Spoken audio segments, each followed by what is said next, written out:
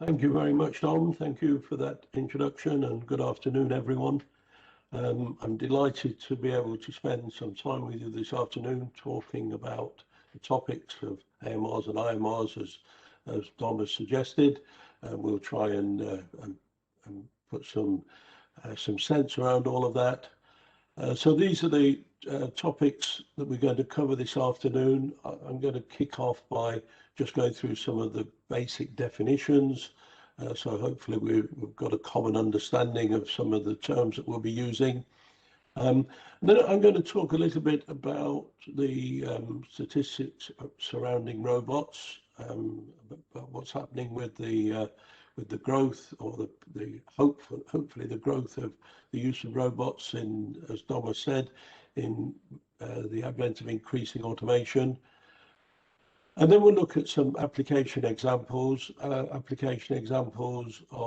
what we're going to call AMRs, and also application examples of robots working in collaborative applications, which are normally referred to as cobots.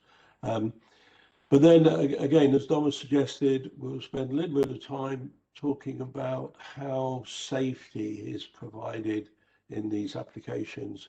Safety for the autonomous mobile robots, the AMRs, and we'll finish off by talking about safety for collaborative applications.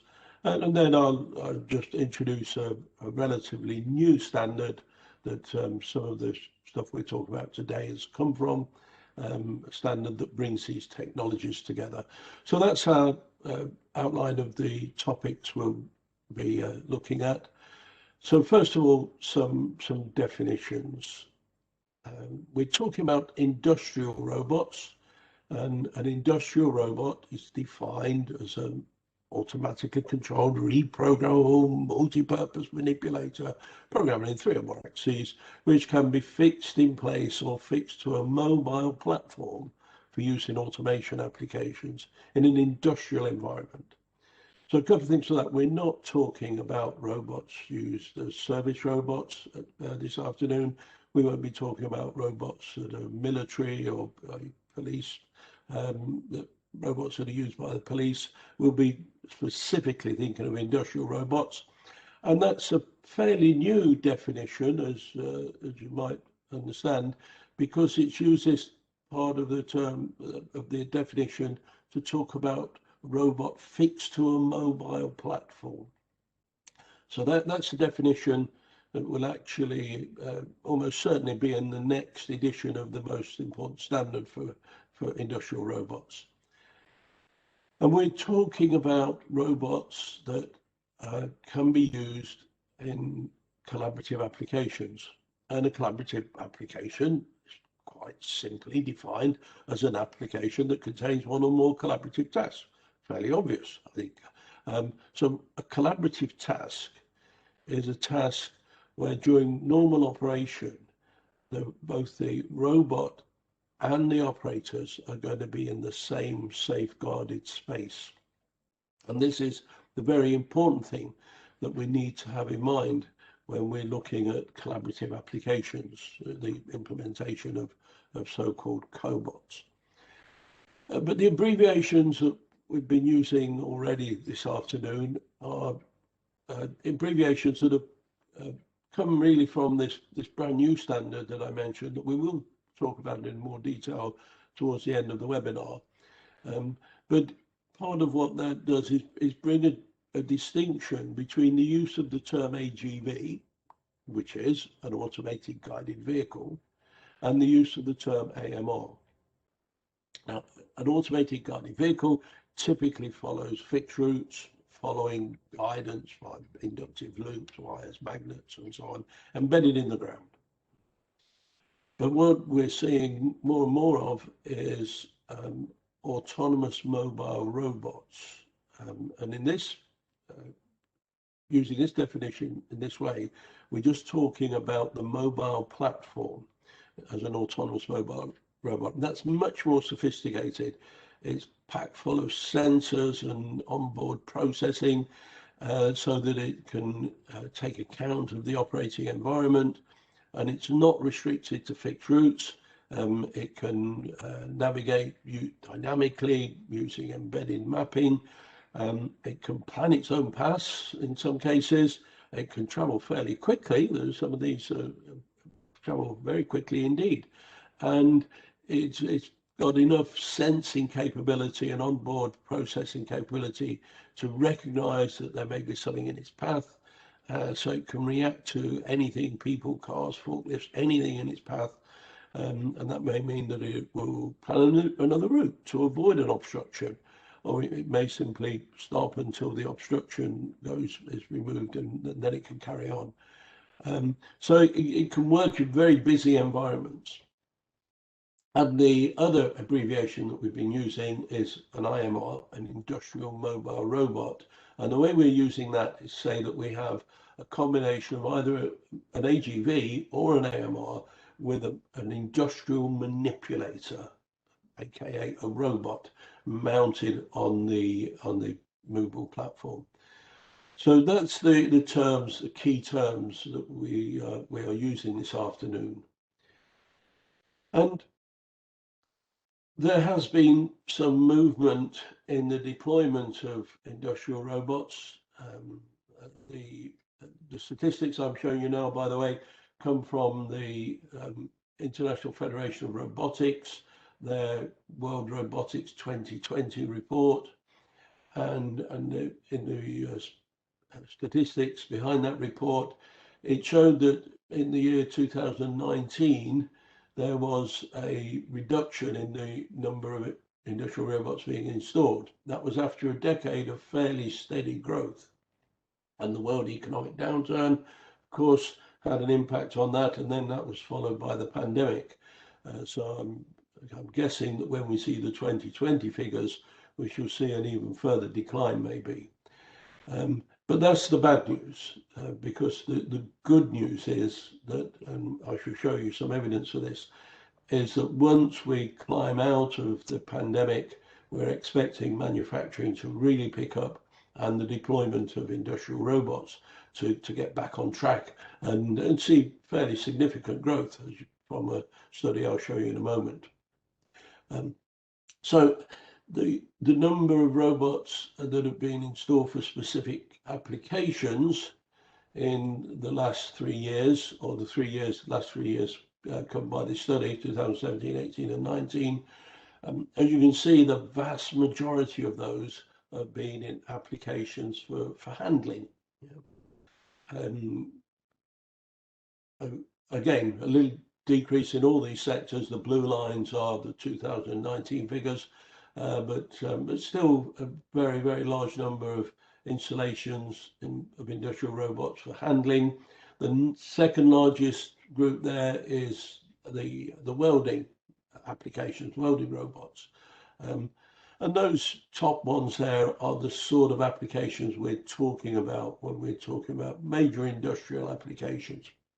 There are some others, as you can see, for assembling, clean room dispensing and so on. But the big ones are the handling and welding robots, were followed relatively closely by assembling robots. And I said that there is some evidence that suggests that the growth will pick up again once we're out of the pandemic, out of the recession.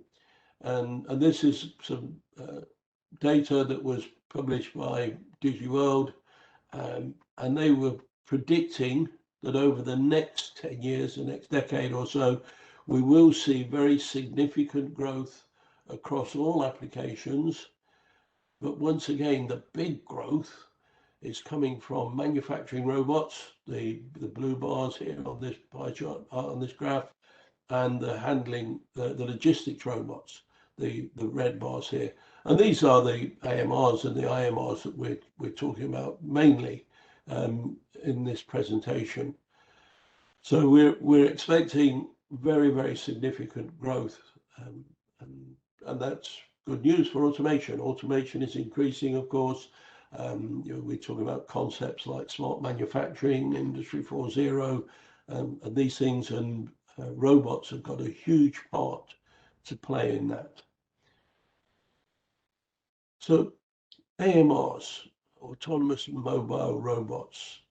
Just to give some idea of the sort of things we would put into this category. This is a photograph from a press release from MIR. MIR is a Danish-based company, but one of the big success stories in this field, and arguably one of the market leaders in automated mobile robots. And we're showing three applications, three types of application in the picture here. The picture on the left-hand side is an AMR with a conveyor section mounted on it, so it's a mobile conveyor section. The AMR in the middle has just got a rack, something that could carry components around. And the one on the right-hand side appears to have some kind of manipulator mechanism built onto it, which is a sort of multi-axis manipulator. It doesn't look particularly like a robot as we understand it, but it is some kind of mobile manipulator. So those are some indications of the sort of things that we would see on an AMR platform. And slightly different, but same concepts for sure, is again from a press release from Omron about an agreement they had with Skoda, where they were implementing fully autonomous mobile robots in their manufacturing facilities. And we can see in the middle of the picture there, this is a manually driven pallet truck of some kind, but it has been engineered to be autonomous. So it's got its control panel up here and some sensing parts up here, which gives it its autonomous capabilities. And then we've also got a smaller mobile platform here, which is moving parts, racks around. So again, two different examples of applications of AMRs in a manufacturing facility.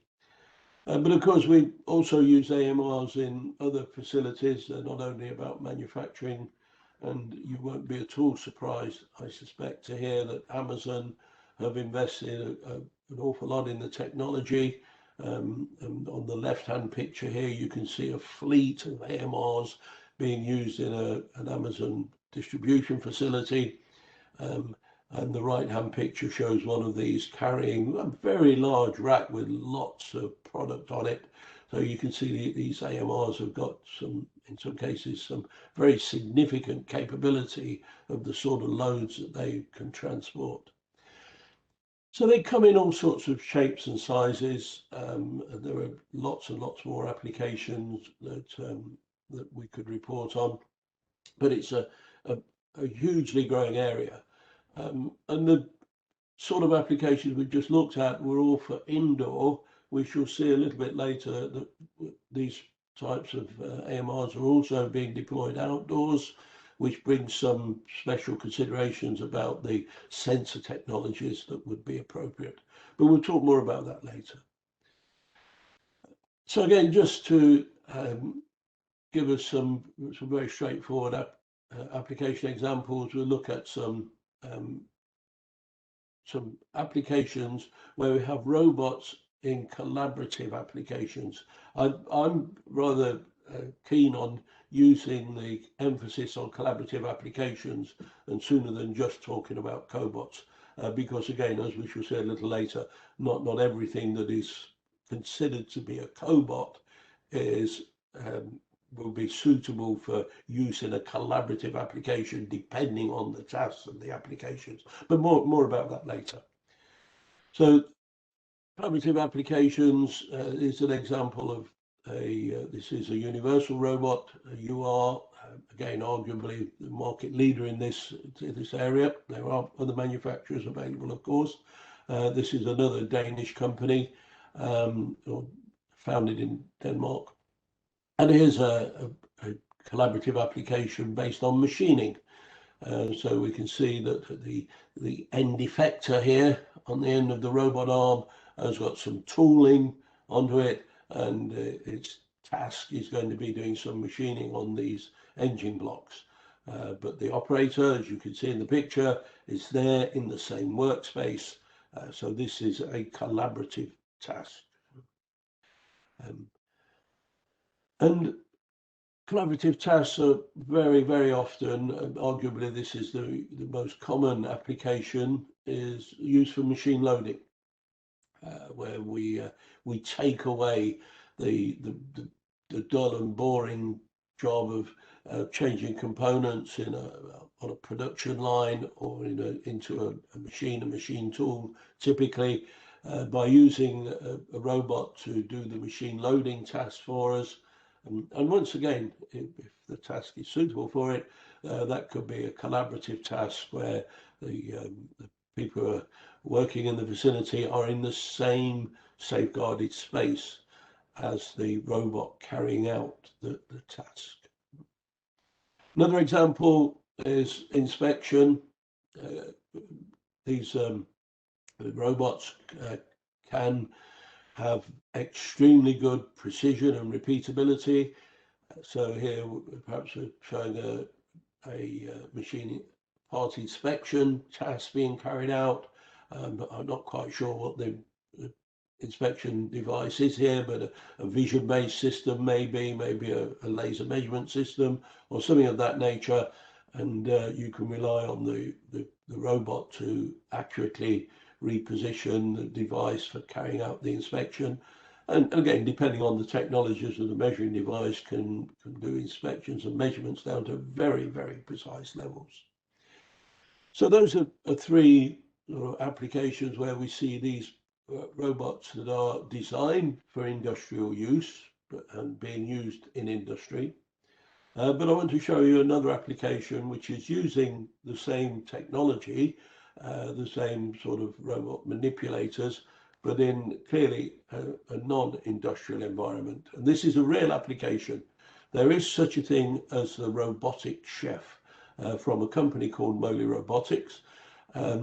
And this uses a couple of robotic arms, as you can see, and it's now fully available. You could find the information about the robotic chef if you did a web search, and it can prepare your food for you. It can work from recipes, some developed by a former MasterChef winner. You can load your own recipes, and you can watch it prepare your food. Rather an expensive way of getting your food prepared, but it is another application of using the robot technologies. It's very, very expensive, but it works. It does what it is intended to do. So we have to ensure that where we've got moving mobile machinery, a bit of a duplication of terms there, I know, but where we've got moving pieces of machinery and people in the same space, we have to make sure that the people are adequately protected against risks associated with that. So we have to ensure that we reduce the risk to an acceptable level. So first of all, the sort of things that we would do on AMRs. Some of this is well-known technology. Some of it is emerging technology. And again, these are some information taken from the MIR webpage. So the use of laser scanners is something that is very well established. These sort of devices have been around a long, long time now.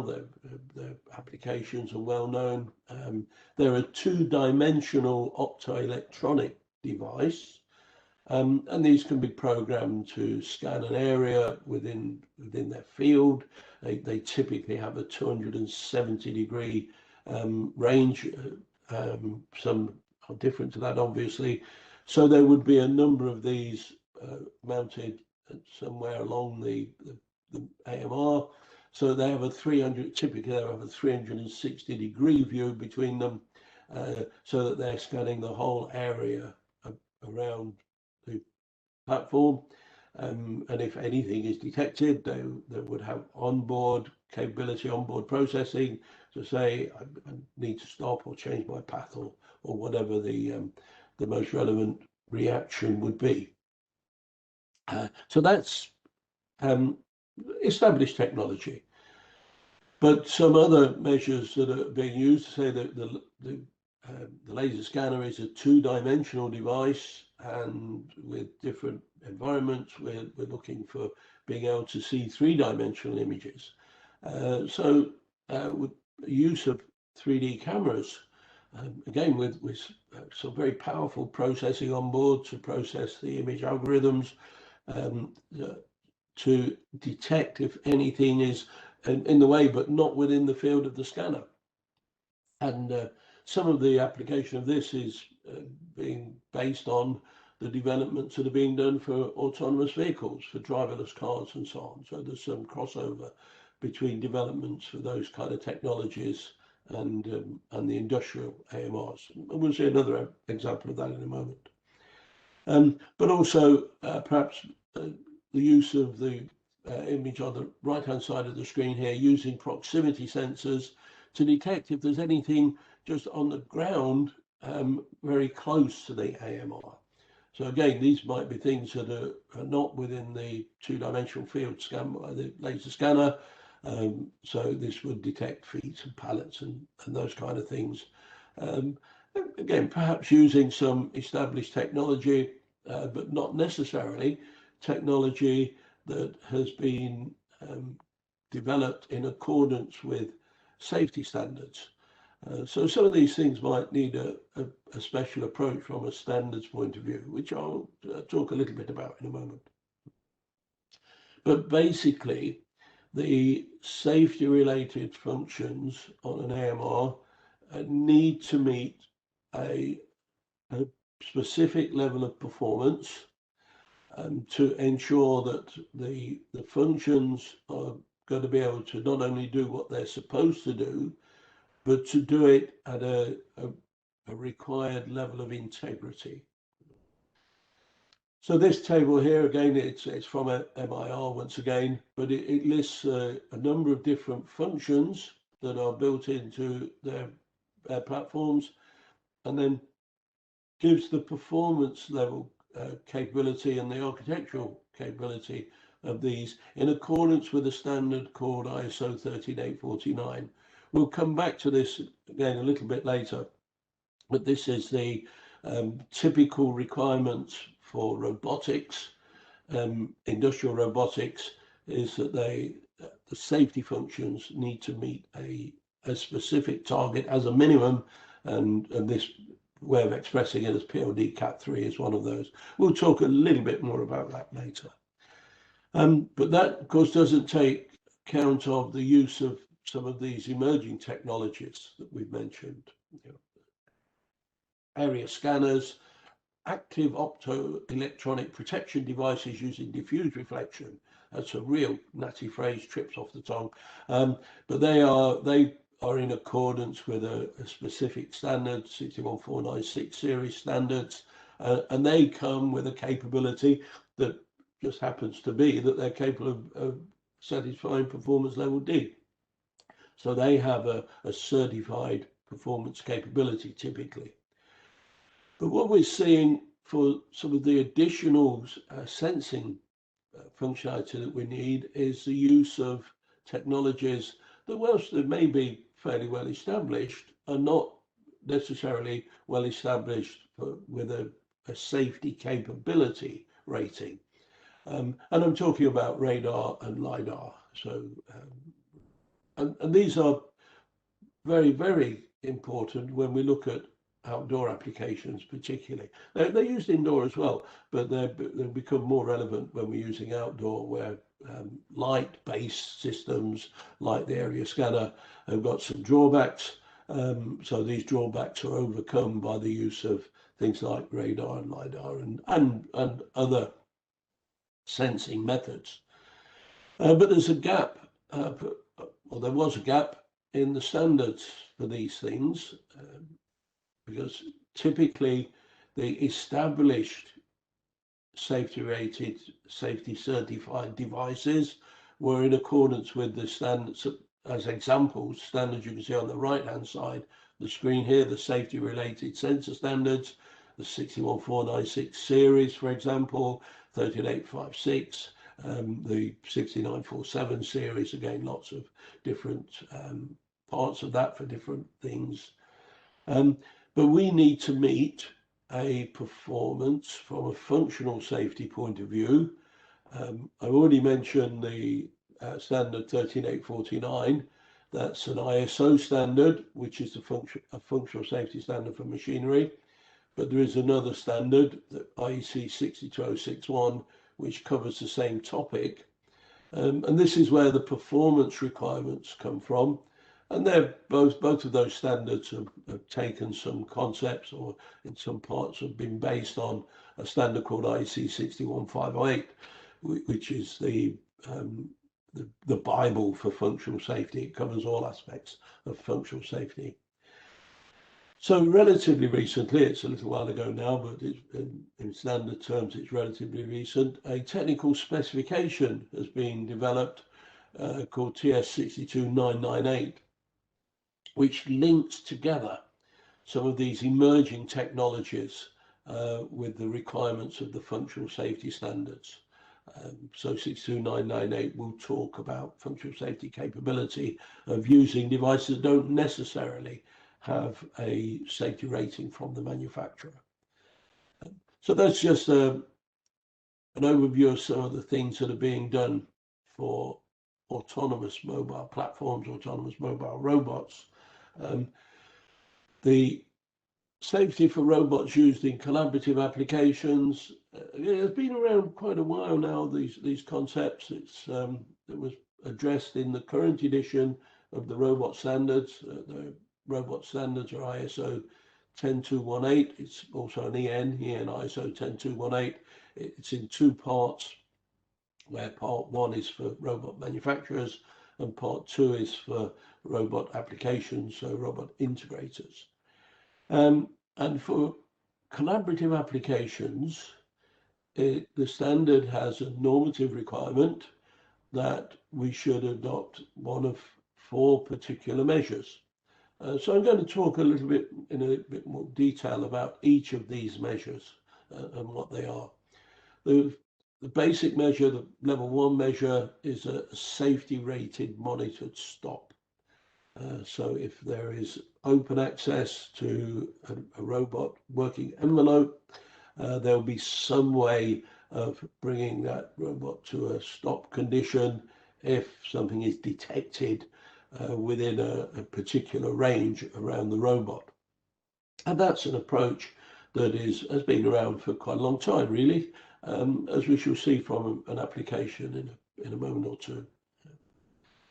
But the second level, hand guiding, is something relatively new, where the robot operator can guide the robot from its end effector. The end effector is the bit that's doing the work, the task-based work at the end of the robot arm.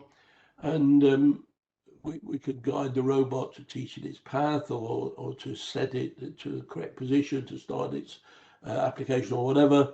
And again, there are some specific requirements for what has to be considered if we're going to allow hand guiding of the robot. Level 3 is it's an extension of level 1, really, but it's speed and separation monitoring. So we can have a combination of detecting that someone is getting too close to the robot, and we can have various levels of reaction to that, maybe starting with warnings, and then going to a reduction in speed of the robot, so that reduces some of the risk. But if we get too close to the robot, then perhaps initiating a safe stop condition of some kind. Again, we'll look at an example of that in a moment as well. And level 4 is perhaps the one that is most commonly associated with collaborative applications. And this is specifically about devices that are developed and marketed to be classed as suitable for use in collaborative applications. And this is where we have power and force limiting. So at each robot actuator, each moving part of the robot, there needs to be very careful monitoring of the forces being generated, and if the robot safety related monitoring of these forces detect that it's going above certain levels, it's going to have a safe stop reaction. This is the one that is perhaps, if I can use the term, the most contentious of the three, and needs very, very careful consideration. But again, we'll go through that in more detail right in just a moment. So level one, safety rating monitored stop.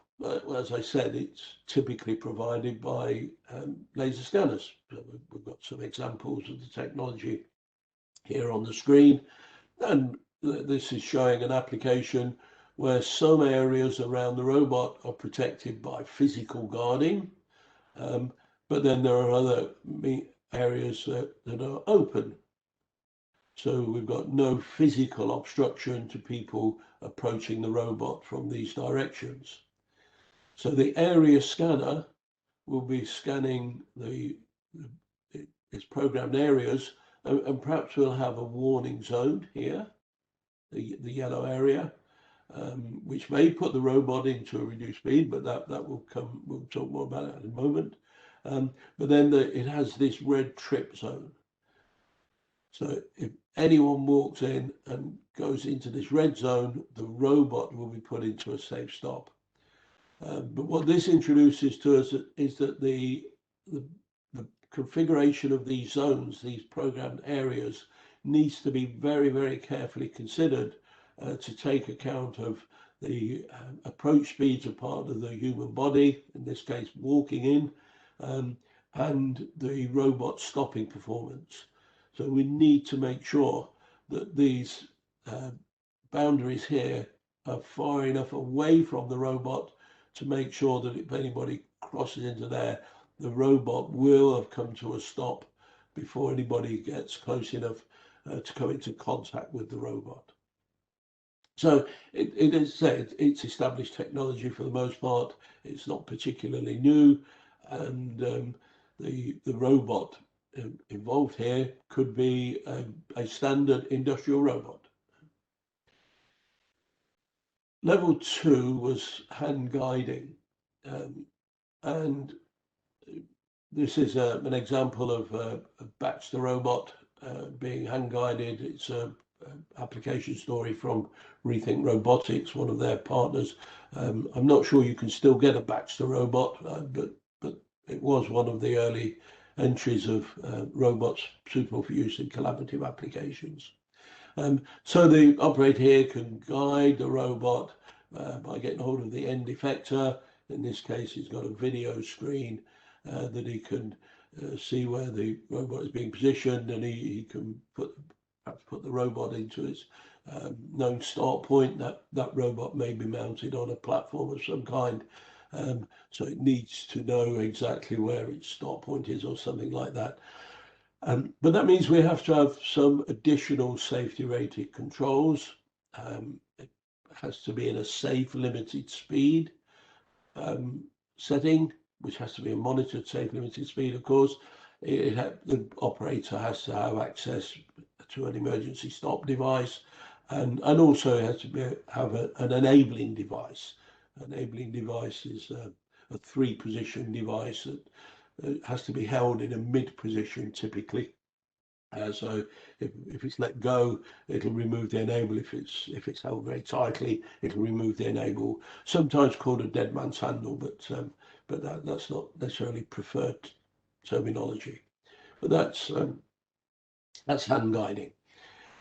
Level 3 was speed and separation monitoring, and again, it's an extension of level 1, as we can see from the graphic on the screen now. So we have the robot on the left-hand side there, and there is some sensing. This could use a variety of sensing systems, of course, to sense that when someone is getting close to the robot. So if we're in the green zone, for example, then maybe the robot can continue its operation with no restrictions. If someone enters the amber zone, then we might say that we've got to put the robot into a safe limited speed. We might have initiated some alarms, some audible and visual alarms. We might have done that in the green zone, but we clearly would be highly likely to have done it if we've entered the amber zone. And then if we go as far as the red zone, we're going to stop. But typically, the robot would continue its operation as soon as it detects that the person intruding has moved out of the zone. So it would automatically restart its tasks. So those levels 1, 2, and 3. And as I said, perhaps level 4 is the one that is most commonly applied, but also the one that has got the perhaps the most critical requirements. So what is required here is that we have to ensure that the power and force that can be generated by the robot actuators is within certain limits. So the way this is intended to operate is if the robot detects that it's come into contact with typically part of a person, it will detect by seeing that it needs to increase its force to get to where it's supposed to be. And then once that gets to beyond a critical level, it will stop. And this has got some very, very specific requirements. And it brings about the concept that we're going to acknowledge that a person and the moving part can make contact with each other whilst the moving part is moving. And there could be some level of injury, a very slight level of injury, of course, but some level of injury up to an acceptable level. This is somewhat contentious, of course, and needs to be approached with very, very great care. So the standard ISO, EN ISO 10218 has given the normative requirement for this, but the current version of 10218 doesn't give any detail about how we satisfy that requirement. That's in a technical specification called 15066. In the next edition of 10218, the requirements of 15066 will almost certainly be included in the standard itself, along with some additional information, and in particular, something that I personally am very pleased to see is that it will almost certainly include guidance on how we check, how we verify that the limits have been set correctly, because that needs very careful measurement and needs specialist measuring equipment. But the limits were established by setting out by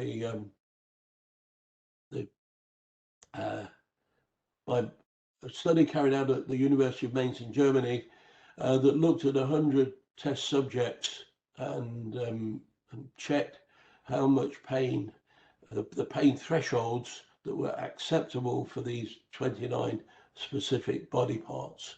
And 1, 2, and 3, by the way, are to be avoided totally, not rely on these biomechanical limits at all, but make sure that if anyone's got their head or face in a likely to be in the danger zone, that we use other measures of protection for sure. But for the others, the standard or the technical specification has a table describing the biomechanical limits. And as I said, the first two there, the first three, 1, 2, and 3 are not applicable. But it talks about two types of contact: quasi-static contact and transient contact. Quasi-static contact is where the exposed person might be trapped between a moving part and a fixed part, or between two moving parts. So you're getting crushed. You have a potential crushing hazard.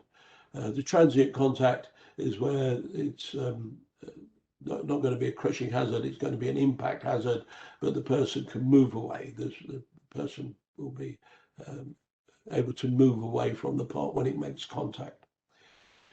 So it sets out the maximum allowable pressure limits you can see in the table there, and the maximum allowable force limits for quasi-static contact. It's only part of the table, of course.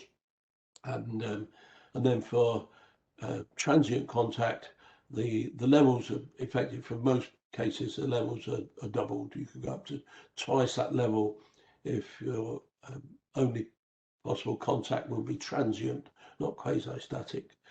Now, setting up to make sure that those limits are being implemented correctly is something that has to be done very, very carefully. It needs specialist equipment, and because it needs specialist equipment, it needs specialist people who know how to use the equipment to make sure it's done properly.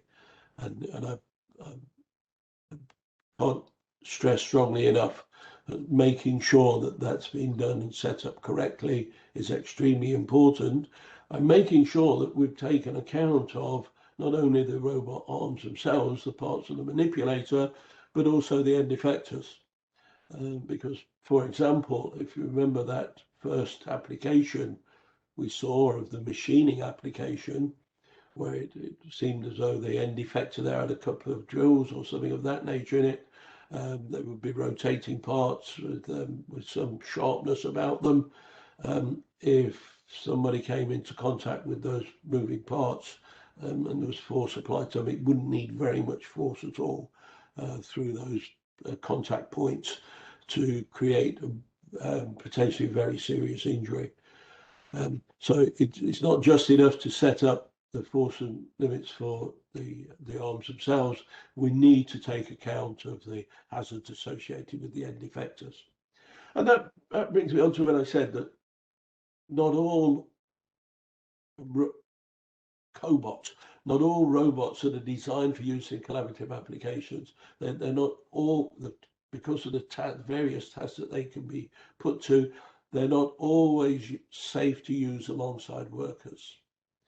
And if we're going to put an industrial robot alongside workers, whether it's a state-of-the-art so-called cobot or not, it is vitally important that we do a task-based risk assessment to ensure that we've taken account of, for example, the hazards associated with the end effectors themselves, as well as the robot. And we must make sure that we don't expose machine operators, workers, to an unacceptable level of risk. So that's what the standards are all about, making sure that we've reduced risks to an acceptable level. So a robust risk assessment is absolutely vital. So standards, I've mentioned the standard a number of times now, ISO 10218. It is in two parts. Part one is robot manufacturers, part two is robot applications. And it's this standard that specifies this minimum performance level if we're working with the functional safety standard ISO 13849 of performance level D with category 3 architecture.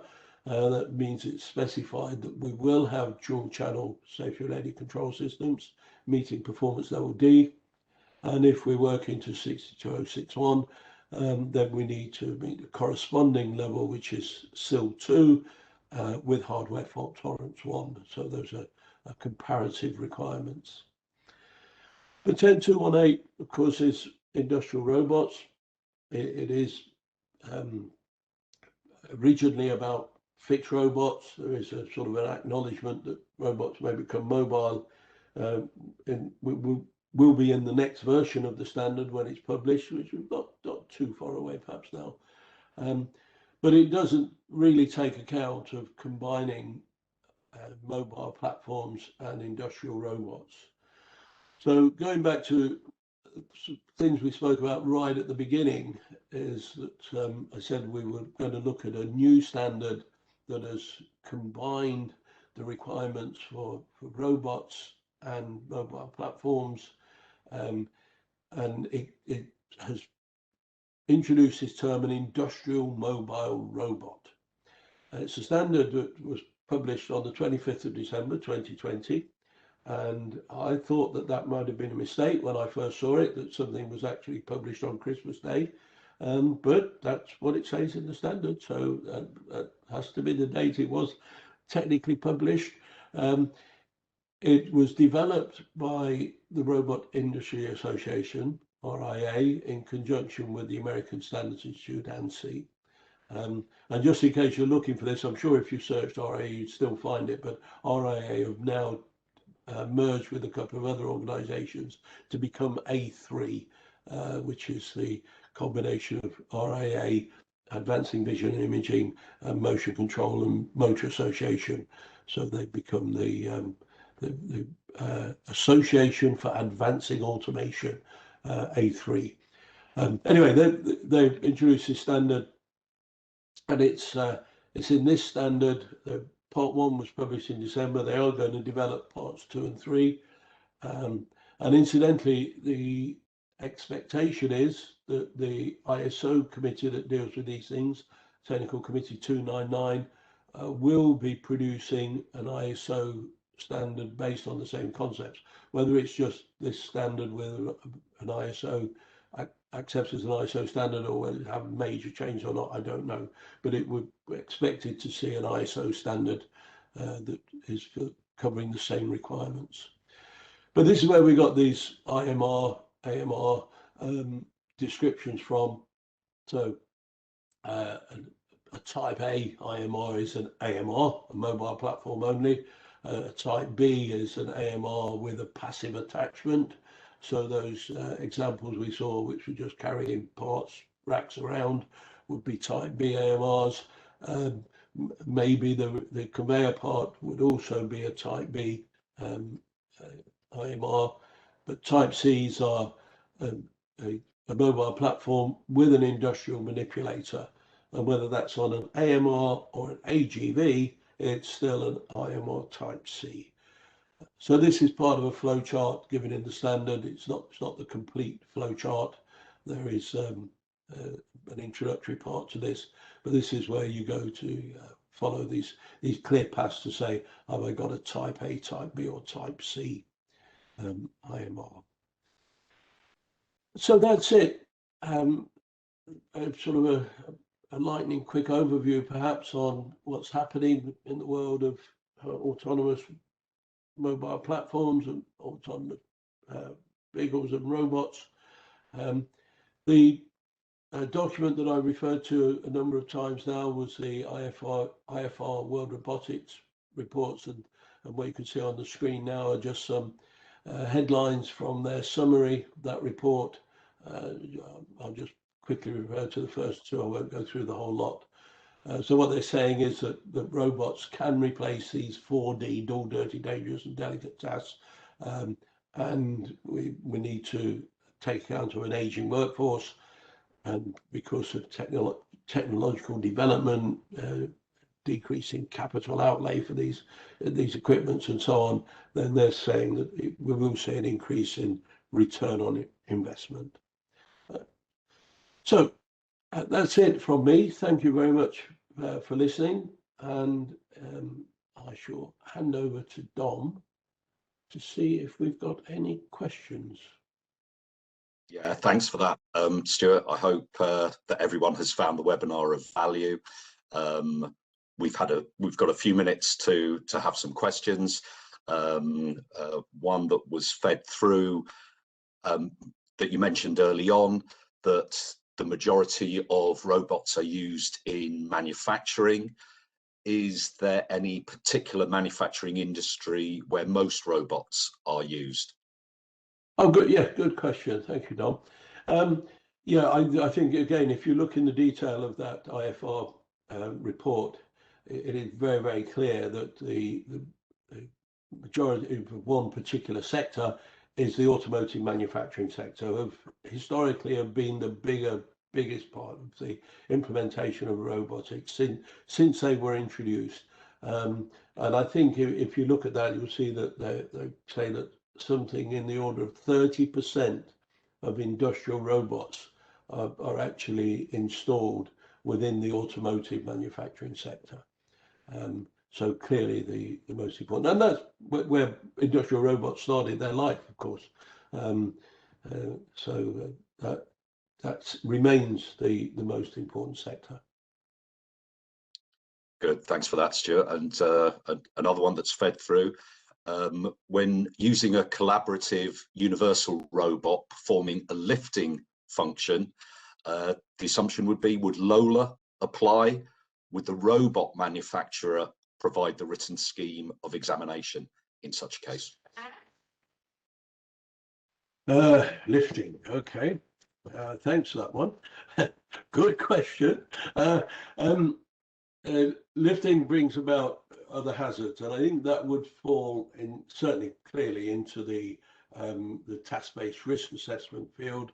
ISO 12100 would be perhaps the most comprehensive guidance about how to perform those risk assessments.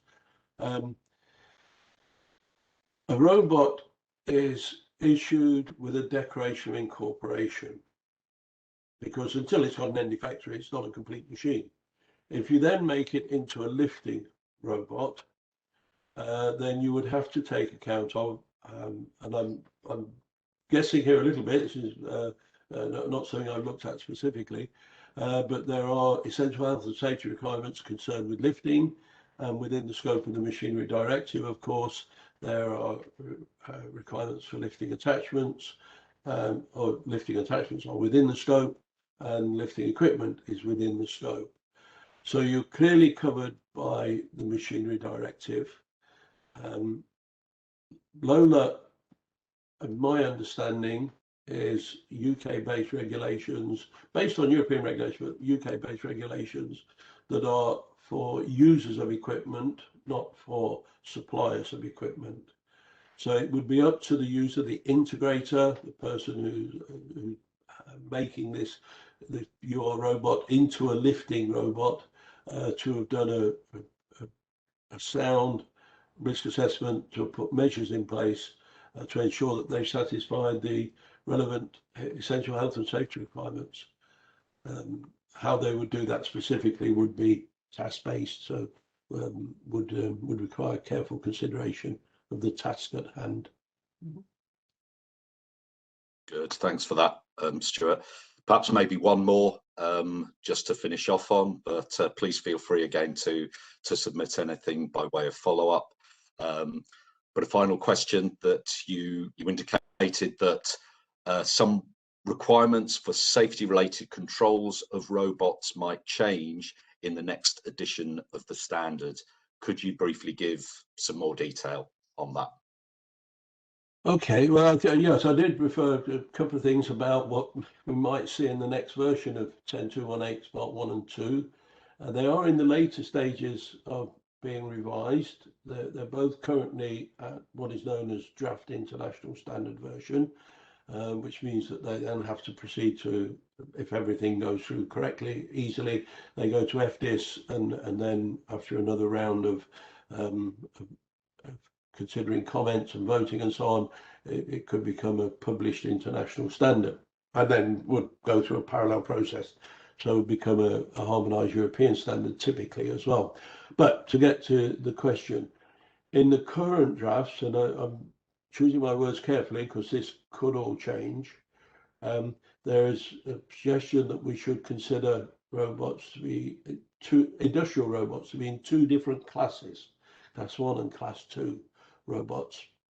And the Class 1 robots are the very small robots, are still within the scope of the standard because they are industrial robots, but they're very small, low power, and so on. So there's a suggestion that the performance requirements of the safety related controls can be reduced because they're inherently safe by the nature of the power that they can generate and so on. So that's one thing that is probably going to change. But again, in Part 2, the blanket requirement for just saying PLD Cat 3, SIL 2, HFT 1 will be the starting point, but there will be a consideration that you can go into a much more detailed risk assessment to assess the risk and implement safety related controls at different levels on any robot. But as a word of caution on that one, if it's a class 1 robot, you can reduce the levels. If it's a typical industrial robot class 2, the suggestion is that you might have to increase the level.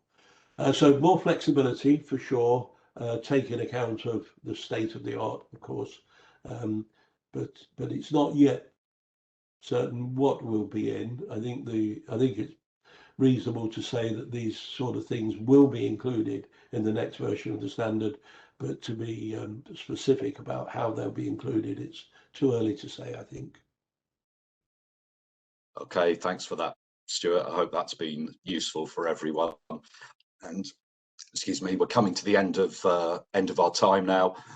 So thanks very much indeed for joining us. I trust that we've helped provide an overview of robot types and applications, the relevant safety standards that apply, as well as importantly, the safety implications that need to be considered. As mentioned earlier, we will send you a copy of the presentation and recording. We do have future webinars as well in the pipeline. Our next available webinar on 30th of June is titled UKCA Marking for Machinery, 6 months to go. That referring to the fact that UKCA marking will fully come into force and effect from the 1st of January next year. If interested, you can register for that webinar on our website, www.tufsud.com. The details are on the end. There are a few end slides on the presentation, and you'll be able to get all that information and log on detail on the copy of the presentation that we'll send through. Please as well get in touch to let us know if there are any webinar subjects you would like us to cover. It's good to hear from you and to know exactly what you're interested in learning about and hearing about. Please feel to get in touch again with myself directly if required. My contact details and email address are on those end slides on the presentation that will come out to you. And it just remains to say on behalf of myself and Stuart and all of us here at TÜV-SÜD, thank you very much for your time and enjoy the rest of your day. Thank you. Thank you. Goodbye, everyone.